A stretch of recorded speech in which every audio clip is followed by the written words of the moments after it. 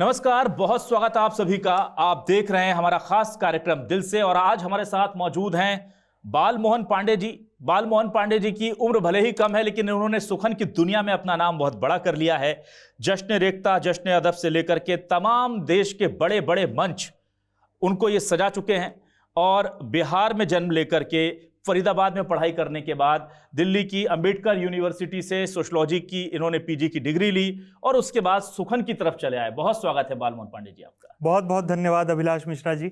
News 24 का बहुत शुक्रिया कि इतने प्रतिष्ठित चैनल पर मुझ जैसे छोटे विद्यार्थी को आपने आमंत्रित किया, इसके लिए बेहद आभार व्यक्त करता हूँ। और बहुत तेजी से उभरता हुआ नाम बन रहे हैं बालमोहन पांडे जी। नज़में हो, गीत हो, गज़लें हो, तमाम जगह इनके शेर बड़े मकबूल हुए हैं और ख़ास तौर से जो यंग जनरेशन और सोशल मीडिया है पांडे जी, वो तो बिल्कुल ऐसा लगता है कि हर तीसरा चौथा अगर कोई रील देखने जाता है तो आपकी मिलती है वो। बहुत अच्छा, एक कहते हैं कम समय में बड़ी प्रसिद्धि आपने पा ली है। सब भगवान की देन है जी। मैं तो इस बात के लिए आपका शुक्रगुजार हूँ कि आपने साहित्यकारों के लिए ये एक शो बनाया। मैं अपने परिचय में एक शेर मुझे याद आ रहा है, अगर आपकी इजाज़त हो तो मैं सुनाना चाहता हूँ कि सुखन फहमों की बस्ती में सुखन की जिंदगी कम है, जहां शायर ज्यादा हैं वहां पर शायरी कम है। मैं जुगनू हूँ उजाले में भला क्या अहमियत मेरी, मैं जुगनू हूँ उजाले में भला क्या अहमियत मेरी, वहां ले जाइए मुझको जहां पर रोशनी कम है। क्या बात, बहुत बढ़िया। ये देखिए, एक अच्छा शायर जो होता है वो इस तरह से अपना परिचय देता है। और एक बहुत बहुत बेसिक सा सवाल है जी। मैं देखता हूं कि अगर कोई गजल लिखता है तो तखल्लुस में कोई ना कोई उर्दू का नाम जोड़ लेता है जी। ये पहला ऐसा, बहुत कम मुझे शायर मिलते हैं जो उर्दू इतनी अच्छी लिखते हैं, इतनी अच्छी पढ़ते हैं, पर नाम जो है वो टिपिकल, आपने उसमें कहते हैं ना पेन नेम नहीं जोड़ा, उसकी कोई खास वजह? जी, मेरा ये जो नाम है बालमोहन पांडे मेरे दादाजी ने रखा था और पहले मुझे इस नाम पर लगता था कि ये क्या अजीब सा नाम रख दिया, लेकिन जैसे जैसे उम्र बढ़ी तो मुझे लगा कि नहीं, ये नाम बहुत खूबसूरत है और इसी का बालमोहन का मैं शायरी में मोहन इस्तेमाल कर लेता हूँ क्योंकि पेन नेम, अगर आप मुझे इजाज़त दें तो इसके ऊपर मैं एक बात कहना चाहता हूँ। तो पेन नेम का पर्पस ये होता है कि जब हम शायरी लिख रहे होते हैं तब हम कुछ और होते हैं, तब हम वो इंसान नहीं होते जो हमारा बाहर दुनिया में परिचय है। तो मैं जब शायरी लिखता हूं तो वो मोहन लिख रहा होता है जिसको बालमोहन किसी फासले से बैठकर देख रहा होता है। वाह, क्या बात है, बहुत बढ़िया।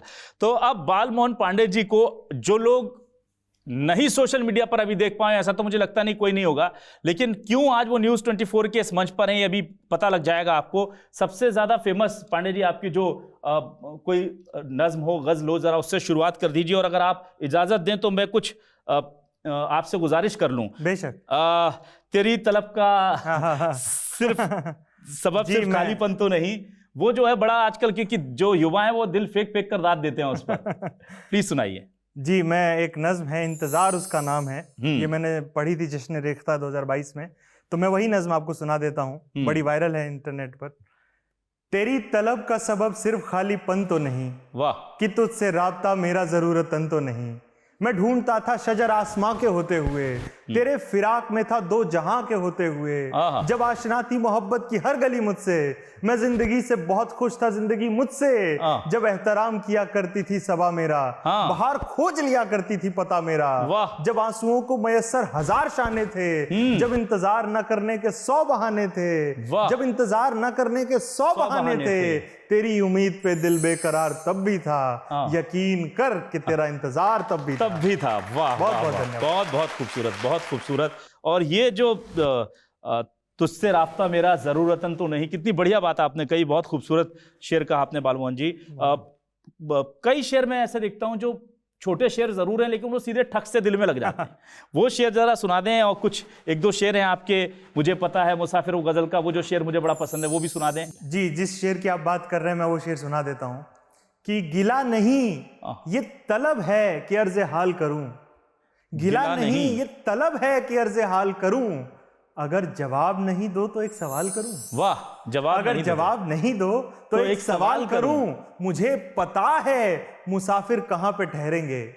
गजल सिर्फ इशारा करती है। वाह, मुझे पता है मुसाफिर कहां पर ठहरेंगे, मैं सूखे पेड़ों की जितनी भी देखभाल करूं। क्या बदनसीबी है। वाह वाह वाह, मैं सूखे पेड़ों की जितनी भी देखभाल करूं। तो बालमोहन पांडे जी, आप पढ़ाई कर रहे थे सोशलॉजी की, समाज का विज्ञान समझते समझते सुखन के फील्ड में कैसे आ गए? कहां से आपको प्रेरणा मिल गई कि अब मंचों की तरफ चल देना है? अभिलाष जी, आप मेरी बात बहुत अच्छे से समझेंगे कि आप पत्रकार हैं, तो मैं भी एक तरह का पत्रकार हूँ जी। आप दो दुनियाएं होती हैं, एक शरीर के बाहर की दुनिया होती है, एक शरीर के अंदर की दुनिया होती है। तो बालमोहन पांडे जी, मैं ये जानना चाहता हूं कि ये जब आप शायर बनने निकले तो परिवार का किस तरह से रिएक्शन था? कोई परिवार में आजकल चाहता नहीं कि बेटा हमारा शायर बन जाए।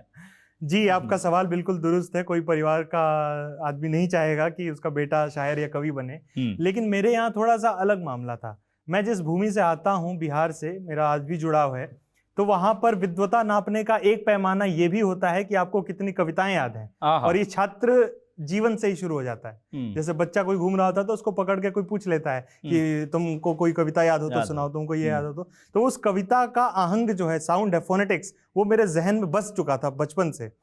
और फिर मैं जैसे जैसे बड़ा हुआ तो मेरे घर में सबका रुझान उस तरफ है। मेरे पिताजी को अपने बचपन की पढ़ी हुई कविताएं याद हैं। मेरे भैया खुद भी लिखते थे हिंदी के गीत, जो अभी दृष्टि IAS में ज्योग्राफी पढ़ाते हैं। तो एक था मामला कि कविता की प्रति आदर सम्मान हमारे परिवार में था, लेकिन वो हिंदी कविता की तरफ ना जाके गजल की तरफ चला गया। इसकी सबसे बड़ी वजह थी, टीवी पे एक कार्यक्रम आता था, वाह वाह क्या बात है, तो उसमें बहुत सारे शायर आते थे। तब मुझे एक बेचैनी हुई कि मेरे अंदर भी कुछ ऐसा है जो मैं एक्सप्रेस करना चाहता हूँ, जो खुद समझना चाहता हूँ और उसको एक शब्द में देना चाहता हूँ। तो उसी सिलसिले में आज यहाँ तक। वाह, देखिए एक कार्यक्रम कितने नए लोगों को मौका देता है, उम्मीद बांधता है, और फिर दुनिया को ऐसे अच्छे अच्छे जो है वो कवि और शौरा जो है वो हमको दे देता है। लेकिन बड़ी बात यह है कि जिस तरह से आज की ज़माने में सोशल मीडिया का दौर है जी बालमोहन जी, क्या आपको लगता है कि ब्रेड एंड बटर के लिए ये बहुत अच्छा हो गया है?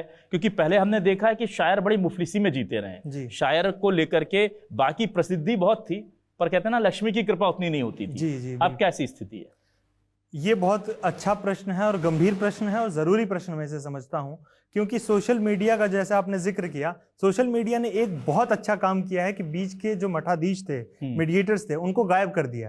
अब मेरे पास डायरेक्ट मेरी ऑडियंस तक बात पहुंच जाती है, जो पहले नहीं था। और दूसरी चीज़ एक ये भी हुआ है कि एज ए शायर मेरे ऊपर एक प्रेशर भी बन गया है कि अब मुझे रोज़ अपडेट करना है अपनी ऑडियंस को, कुछ नया देना है, कुछ नया दिखाना है उनको।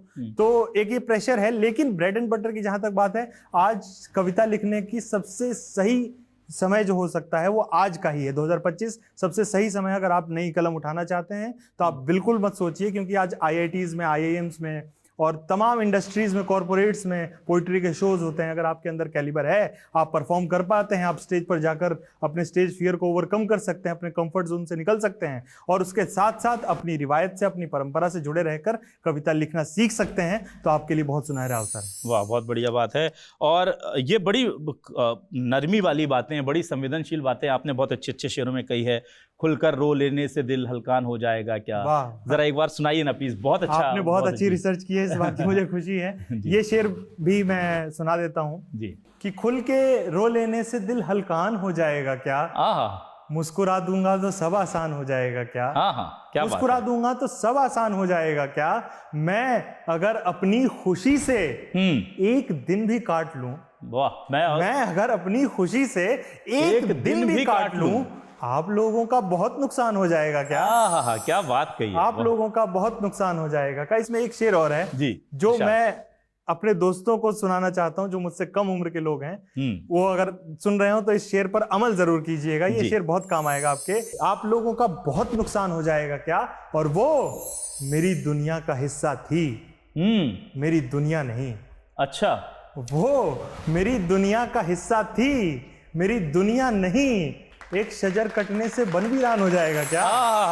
ये 14 फरवरी वाले सारे सुन ले भाई। बहुत बढ़िया। 15 फरवरी वाले से ना, ये क्या, क्योंकि 14 फरवरी को हम उनको तो देख लेते हैं जो गुलाब लेकर के दे आते हैं, जिनके गुलाब जेबों में रह जाते हैं। मैं उनकी तरफ इशारा कर रहा था। चलिए हम आगे बढ़ते हैं। बहुत अच्छा। देखिए, उर्दू ही क्यों, कविताओं जैसा आपने बताया, हिंदी थी, सब चीज़ें थी, और उर्दू में भी मैं देखता हूं कि आप बहुत भारी शेर भी लिख रहे हैं, बड़े बड़े उर्दू के क्लिष्ट शब्दों का इस्तेमाल कर रहे हैं।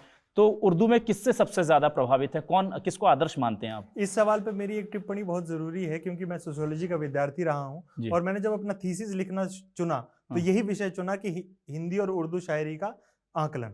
तो उसमें दरअसल मामला ये है कि हम लोग हिंदी और उर्दू को बांट नहीं सकते हैं। जितनी आसानी से हम लोग कह देते हैं कि ये हिंदी है, ये उर्दू है, उतनी आसानी से आप भाषाओं को बांट नहीं सकते। अभी हमारी जितनी भी बातचीत आपसे हुई, इसमें अगर कोई ढूंढने भी बैठे AI के चैट GPT भी कि ये हिंदी का शब्द है कि उर्दू का, तो फेल हो जाएगा। तो इसका विभाजन तो मेरे दिमाग में कभी आया ही नहीं कि मैं उर्दू का कवि हूँ कि हिंदी का कवि हूँ। लेकिन जो भाषा की आपने बात की है वो ये है कि पढ़ता बहुत था, पढ़ा बहुत है। इवन प्रेमचंद के जो नॉवेल्स हैं, मेरे दादाजी को पढ़ के मैंने किताबें बहुत सारी सुनाई, तो उससे क्या हुआ कि मेरी जबान बहुत साफ हो गई। उर्दू के लफ्जों पे बहुत मेरी पकड़ मजबूत हो गई, जिसको आप कहते हैं क्लिष्ट शब्द हैं, तो वो मेरे सबकॉन्शियस में तो रच बस गए हैं। लेकिन मैं कोशिश यही करता हूँ कि आसान भाषा में जो मेरी ऑडियंस समझ सके उसमें लिखता हूँ। शेर में गहराई हो, शब्दों में हो चाहे ना हो। तो बालमोहन जी, अब मैं आपसे चाहूंगा कि उसके हर एक तगाफुल को इशारा समझा, उसको जरा सुना दें। सोशल मीडिया पर बड़ी धूम मची हुई है। जी अभिलाष जी, मैं सुना देता हूँ जी। उसके हर एक तगाफुल को इशारा समझा। तगाफुल कहते हैं इग्नोर करने को, जो लड़के होंगे 14 को नजरअंदाज कर दिया जो। उसके हर एक तगाफुल को इशारा समझा, उसने दीवार कहा मैंने दरीचा समझा। इसलिए आज परेशान ज्यादा मैं हूं, इसलिए आज परेशान ज्यादा मैं हूं। मैंने बस इश्क किया आपने सोचा समझा।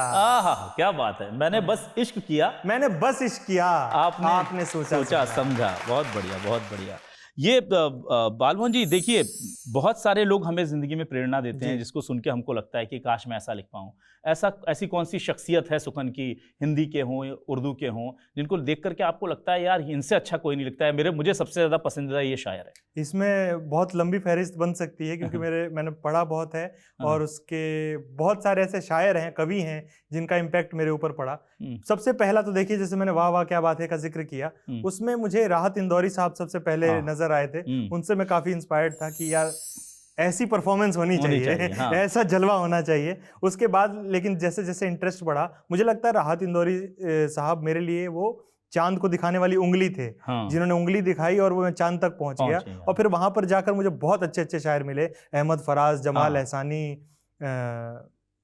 इवन हिंदी के दिनकर साहब, हरिवंश राय बच्चन, और भी बहुत सारे शायर हैं। लेकिन मौजूदा वक्त में अगर देखा जाए तो मेरे सबसे प्रिय शायर शारिक कैफी साहब हैं, बरेली के हैं, और बहुत बेहतरीन शायर, बहुत अच्छा लिखते हैं। उन्हीं के साथ मैं अभी पिछली रात का कार्यक्रम में भी था, तो ये मेरी सौभाग्य है कि मैं अपने सबसे पसंदीदा शायर के साथ वक्त बिता पाता हूं। ये देखिए कितना अच्छी बात होती है कि आप जिनको अपना आदर्श मानते हैं उनके साथ आप मंच भी शेयर कर लेते हैं। बेशक, इससे बड़ी उपलब्धि कोई नहीं। बिल्कुल।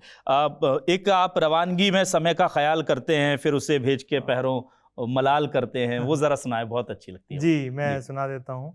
रवानगी में समय का ख्याल करते हैं, रवानगी में समय का ख्याल करते हैं, फिर उसको भेज के पहरों मलाल करते हैं। और जरा से तल्ख बयानी पसंद है। तल्ख बयानी यानी कि रूडली बोल देते हैं कभी कभी। रवानगी में समय का ख्याल करते हैं, फिर उसको भेज के पहरों मलाल करते हैं। जरा से तल्ख बयानी पसंद है, फिर भी उदास लोग मोहब्बत कमाल करते हैं। क्या बात है, उदास लोग मोहब्बत कमाल करते हैं। क्यूट है भाई, वाह, बहुत बढ़िया, बहुत अच्छी बात है।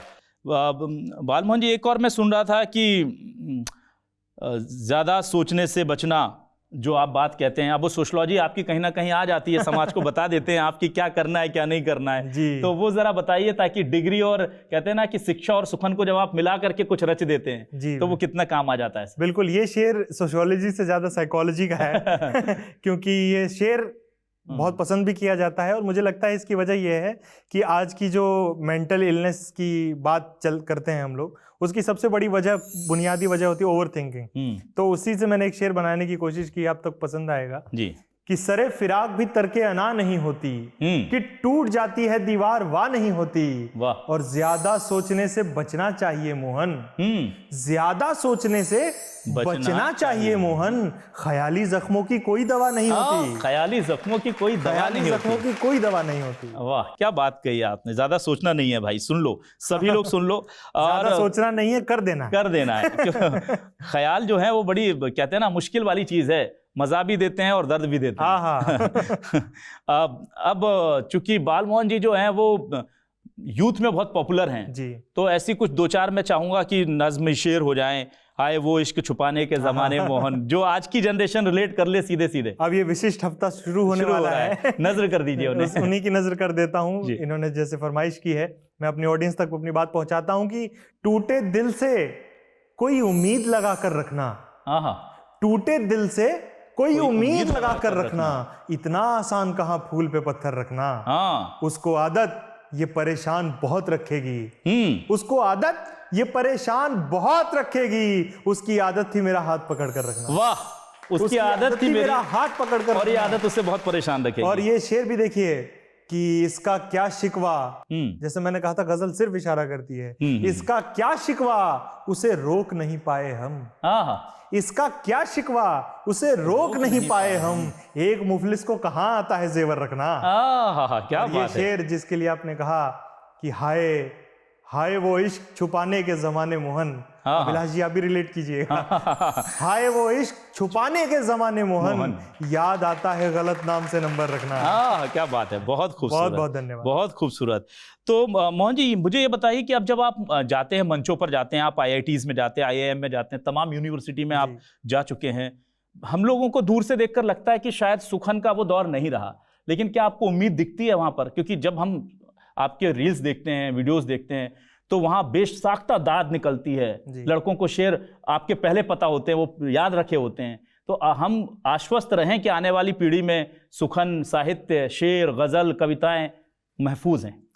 जी, मेरा तो अनुभव बहुत छोटा है, लेकिन इस छोटे से अनुभव से मैंने एक बात सीखी है कि अगर आपकी पोइट्री में और परफॉर्मेंस में दम है तो आज भी आपके सुनने वाले मौजूद हैं, बस जरूरत है कि वहां तक पहुंचने की। अब हो क्या गया है कि हम लोग अपनी दुकानों पे वो सामान रखना छोड़ चुके हैं जिसके ग्राहक हम ढूंढना चाहते हैं। तो पहले हमको सामान रखना पड़ेगा अपने पास, पहले हमको अपनी कविताओं में गहराई लानी पड़ेगी, आसान भाषा में लानी पड़ेगी, उस भाषा में लानी पड़ेगी जिस भाषा के में बातचीत करते हैं आप। तो ये मैंने IITs में जाके सीखा। वो 12th पास करके लड़के लड़कियां आती हैं, वहां पर तमाम रात वसीम बरेलवी साहब को, कुंवर बेचैन साहब को अब नहीं रहे हमारे बीच, ऐसे ऐसे कवियों को मैंने देखा है कि इतने गौर से सुनते हैं, 12वीं पास लड़के लड़की रोने लगते हैं कविताओं सुन के, शायरी सुन के। तो आप ये नहीं कह सकते कि अब इसका बुरा दौर है, अच्छा दौर है। बात है कि अगर आप उन तक सही तरीके से बात पहुंचाएंगे तो वो सुनेंगे भी, अप्रिशिएट भी करेंगे और उसको बहुत अपनी जिंदगी में धारण भी करेंगे। वाह, तो दिल से अगर बात निकलेगी तो दिल तक पहुंच जाएगी। इसलिए इस कार्यक्रम का नाम हमने दिल से रखा है बालमोहन जी। और मैं प्लग-इन किया आपने। जी, और मैं चाहूंगा कि आप जरा दिल से जो आपको पसंद हो, अब अभी तक तो मैं आपसे गुजारिश करता रहा, एक दो जरा ऐसी गजलें, नज़में कुछ सुना दीजिए, शेर जो आपको पसंद हो। जी, मैं आपकी हुक्म की तामील करता हूं। बिल्कुल, एक मैं बिल्कुल ताजा सा एक मतलब एक शेर सुना देता हूं आपको कि जहां ऊबे हुए सब हैं, वहीं तरसा हुआ मैं हूं। जहां ऊबे हुए सब हैं, वहीं तरसा हुआ मैं हूं। सदा औरों को आती है पलट कर देखता मैं हूं, सदा औरों को आती है पलट कर देखता मैं हूं। और वो कहता था उसे जितनी उम्मीदें हैं खुदा से हैं। वाह, वो कहता था उसे जितनी उम्मीदें हैं खुदा से हैं, मगर मेरी तरफ यूं देखता जैसे खुदा मैं हूं। क्या बात है, बहुत बढ़िया, बहुत खूबसूरत, बहुत खूबसूरत। एक रवानगी, ये जो आपने सुनाया, रवानगी में समय का ख्याल करते हैं, इसी ज़मीन पर कुछ और अगर आप बता सकें, क्योंकि मैं चाहता हूं कि मोहब्बत का ये जो रंग है, मुझे लगता है क्योंकि प्यार में कामयाब तो बहुत कम होते हैं और शायरी प्यार में कामयाब लोगों के लिए बहुत लिखी भी नहीं जाती। जो टूटे दिल होते हैं वो ज्यादा बड़े कंज्यूमर हैं हमारे। तो एक दो जरा आप सुना दें उनके लिए, जरा जो इंतजार में ही रह जाते हैं। तो बिल्कुल, मैं कोशिश करता हूं जी कि किसी का गम, एक अमीर मिनाई बहुत बड़े शायर हुए, उनका शेर है कि खंजर चले कहीं भी तड़पते हैं हम अमीर, सारे जहां का दर्द हमारे जिगर में है। तो शायर होने के नाते हमें सबका दर्द भी महसूस करना पड़ता है। तो उन्हीं महसूस करते हुए मैं एक शेर सुनाता हूं कि किसी का गम मेरे गम से जुदा नहीं लगता, कि दूसरा भी मुझे दूसरा नहीं लगता। किसी का गम मेरे गम से जुदा नहीं लगता, कि दूसरा भी मुझे दूसरा नहीं लगता। और तू मेरा हाथ पकड़ ले तो शायद अच्छा लगे। तू मेरा हाथ पकड़ ले तो शायद अच्छा लगे, बुरा तो खैर किसी बात का नहीं लगता। क्या बात है, बुरा तो खैर किसी बात का नहीं लगता। बहुत बढ़िया। एक आप बड़ा कहते हैं ना कि प्रैक्टिकल शेर सुनाते हैं, और जब कोई वक्त नहीं देता तो आप उससे कहते हैं कि इतवार के अलावा भी मिल लिया करो। वो बड़ा मुझे अच्छा शेर लगा। मैंने कहा यार ये तो बहुत, किसी से शिकायत करनी हो तो जरा ये शायराना अंदाज में कर दी जाए। बिल्कुल बिल्कुल। तो जरा वो शिकायत बताइए जो हर किसी को हर किसी से रहती है आजकल। हाँ, मुलाकात के लिए किसी ने एक बहुत अच्छी बात कही थी कि आप किसी को सबसे कीमती तोहफा जो दे सकते हैं वो अपना समय दे सकते हैं। हाँ बिल्कुल सही। तो उसी को मैंने एक शेर बनाने की कोशिश की थी जो आपने अब कहा है, मैं उसको पढ़ देता हूँ कि मिला जुला करो इतवार के अलावा भी। हाँ, मिला जुला करो इतवार के अलावा भी। मिला जुला करो इतवार के अलावा भी, चिराग जलते हैं त्योहार के अलावा भी। क्या चिराग जलते हैं त्योहार के अलावा भी। कभी कभी तो वो गुस्से में पूछ लेती है, कभी कभी तो वो गुस्से में पूछ लेती है, कोई कलाम है अशार के अलावा भी। क्या बात है, कोई कलाम है अशार के अलावा। बहुत बढ़िया, बहुत खूबसूरत। ये कहते हैं ना कि बहुत सीधी सीधी चीजें हैं। अच्छी बात यह है कि आजकल के शायर जो मैं देख रहा हूँ मकबूल हो रहे हैं, या पुराने जमाने के भी, वो जो कहते हैं ना कि सरल भाषा में बड़ी बात कह देते हैं। और ये हुनर जिसको आ गया वो बहुत अच्छा शायर बन गया। बिल्कुल, आसान लिखना और कठिन है। और कठिन है बिल्कुल। एक बाल मोहन जी, मैं आपसे सवाल करना चाहूँगा। आपने पुराने मुशायरे देखे होंगे, चूंकि आप इससे वाबस्ता हैं, तो यूट्यूब पे देखे होंगे, कवि सम्मेलनों में सुना होगा। और आज के दौर में क्या अंतर आपको दिखता है? ज़मीन आसमान का अंतर है, या आपको लगता है कि हाँ पूरा सिस्टम बदल गया है, पूरा तरीका बदल गया है? कैसा रहा? पुराने की वीडियोस देखता हूँ, पुराने शायरों के साथ बैठता हूँ, तो एक बात मुझे समझ में आती है कि उधर भी, सुनने वालों में भी और स्टेज पर भी ग्रे हेयर्ड लोग कम हो रहे हैं। इसको एक प्रोग्रेस माना जाएगा मेरी नज़र में, क्योंकि जब आप किसी यूथ को किसी विधा से जोड़ लेते हैं तो उसकी उम्र बढ़ जाती है। संस्कृत भाषा विलुप्त होने का एक कारण है कि उससे यूथ हट गया। वहां पर धर्म की बहुत गहरी बातें आ गई, अध्यात्म की बातें आ गई, लेकिन वहां प्रेम मोहब्बत रह गया। तो जिस भाषा से प्रेम और इश्क और मोहब्बत चला जाएगा, जो यूथ की धरोहर है, तो मुझे लगता है कि वो भाषा भी विलुप्त हो जाएगी। तो ये एक बहुत अच्छा काम हुआ। इसलिए मैं इसके भविष्य को लेकर, अपने भविष्य को लेकर इसलिए आश्वस्त रहता हूं कि ये हमारी बात यूथ तक पहुंच रही है, और हमने यूथ में ही ये बात समझ ली है कि हमारी बात उन तक पहुंच रही है। बहुत बढ़िया, बहुत बढ़िया। आप एक वो कहते हैं गजल जो गुनगुनाते हैं, सुनाते हैं, बड़ी अच्छी लगती है। जाया हुआ तमाम हुनर, नींद आ गई, शब को सजा रहा था मगर नींद आ गई। वो सुना दीजिए जरा। ये गजल दरअसल है कि एक कैफियत की गजलें होती हैं। ये आपने पता नहीं बहुत अच्छा रिसर्च किया है। ये गजल मैं बहुत कम सुनाता हूँ मंचों पर, वो मैं आज न्यूज़ 24 के दर्शकों को सौंप के जाता हूँ। स्वागत इरशाद है। जाया हुआ तमाम हुनर, नींद आ गई। वाह। शब को सजा रहा था मगर नींद आ गई। नींद आ गई। शब को सजा रहा था मगर नींद आ गई। और आज की दुनिया भाग दौड़ की दुनिया है, किसी को फुर्सत नहीं है कि वो पल चैन से बैठ के देखे, अपने लम्हों को याद करे, अपने परिवारजनों के साथ वक्त बिताए। तो उससे मैंने एक शेर बनाने की कोशिश की है अभिलाष जी, कि जाया हुआ तमाम हुनर, नींद आ गई, शब को सजा रहा था मगर नींद आ गई। दफ्तर में तय किया था कि तारे गिनेंगे आज। दफ्तर में तय किया था कि तारे गिनेंगे आज, लेकिन हमें पहुंचते ही घर नींद आ गई। वाह, क्या बात है, क्या। और एक शेर ये भी देख लीजिए, आजकल के रिश्तों का सच है कि दफ्तर में तय किया था कि तारे गिनेंगे आज, लेकिन हमें पहुंचते ही घर नींद आ गई। करवट बदल ली दोनों ने एक खामोशी के बाद। करवट बदल ली दोनों ने एक खामोशी के बाद। मैं रो पड़ा और उसको उधर नींद आ गई। क्या बात है, मैं रो पड़ा। और बहुत खूबसूरत शेर, बहुत खूबसूरत शेर। बहुत धन्यवाद। बहुत खूबसूरत शेर है ये। अब मैं बेसिक वो बात पूछना चाहता हूँ जो हर कवि सोच रहा है कि मुशायरों में अपना करियर तलाश ले, क्या बन सकता है। क्या आप उसको कहना चाहेंगे कि अगर उसको आना है मंचों पर, और उसको छाना है मंचों पर, आना अलग चीज़ है, छाना अलग चीज़ है, क्या करें? 2-3 टिप आप बता दीजिए, क्योंकि आप यूथ हैं, अभी अभी निकल कर आए हैं उन गलियों से, दुश्वारियों से गुजर कर आए हैं, तो क्या कहेंगे आप ऐसे लोगों को? जी, ये सवाल का मैं थोड़ा सा लंबा आंसर देना चाहता हूं, क्योंकि बहुत जरूरी सवाल आपने पूछा है। ये कम मीडिया हाउसेस की चिंता रहती है जो न्यूज़ 24 की है। दरअसल बात है कि जैसे मैंने अभी 2 मिनट पहले कहा था कि हमारे बीच से मीडिएटर्स हट गए हैं, अब हमारी बात डायरेक्ट जनता तक पहुंच सकती है। तो उसमें फायदा तो है कि मुझे अपने रीडर्स मिल गए, लेकिन नुकसान जैसा मैंने बताया कि एक प्रेशर बन गया कि मुझे लिखना है। तो पहले अगर आप के अंदर कुछ भरा नहीं होगा तो आप बहुत जल्दी खाली हो जाएंगे। तो आपकी ऑडियंस आपसे मांगेगी कि फिर से लाओ। तो उसके लिए पहले जरूरी है कि आप अपने को भरिए। भरने का मतलब है कि पढ़िए, लिखिए, उसकी प्रैक्टिस कीजिए। और सुनाने की जल्दबाजी बिल्कुल नहीं होनी चाहिए कि मैंने तुरंत लिखा और चाहता हूं कि तुरंत उस पर 1000 लोग कमेंट कर दें आकर कि ये बहुत अच्छा लिखा है।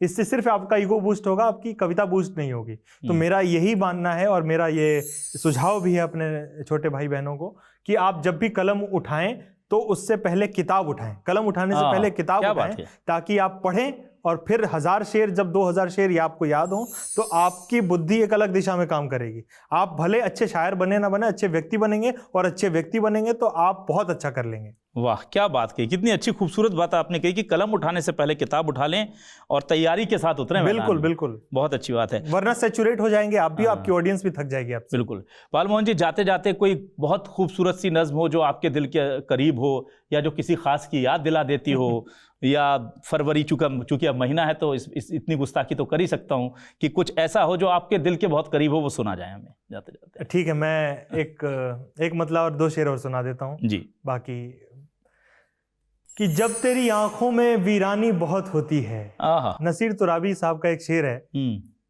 कि वो हम सफर था मगर उससे हम नवाई न थी, कि धूप छांव का आलम रहा जुदाई न थी, बिछड़ते वक्त उन आंखों में थी हमारी गजल, गजल भी वो जो किसी को अभी सुनाई न थी। नसीर तुराबी साहब बहुत बड़े शायर हैं, लेकिन मेरी उनसे एक यहाँ पर राय अलग है कि बिछड़ते वक्त उन आंखों में वो शेर नहीं होता जो सुनाई नहीं थी, बिछड़ते वक्त उन आंखों में वो गजल होती है जो हमने लिखी ही नहीं होती।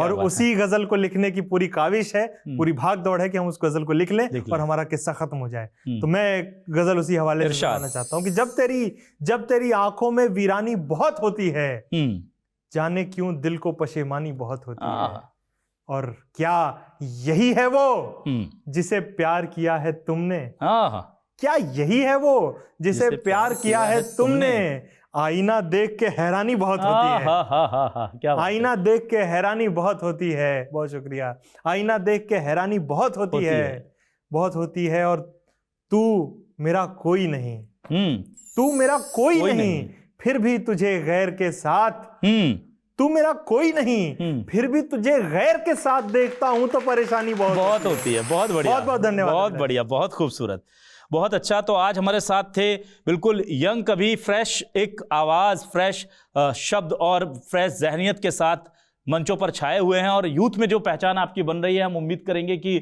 आने वाले दिनों में जब आप दोबारा हमारे साथ मुखातिब होते हैं, हम कोशिश करेंगे कि आपको फिर कभी लाएं, उस वक्त तक आपकी मकबूलियत पूरी दुनिया पर छाए और सोशल मीडिया से निकल करके आप लोगों के दिलों में अंतर्राष्ट्रीय स्तर पर पहुंचे। बहुत बहुत शुक्रिया बालमोहन पांडे, बहुत बहुत धन्यवाद अभिलाष जी, न्यूज़ 24 का हार्दिक शुभकामनाएं। Thank you.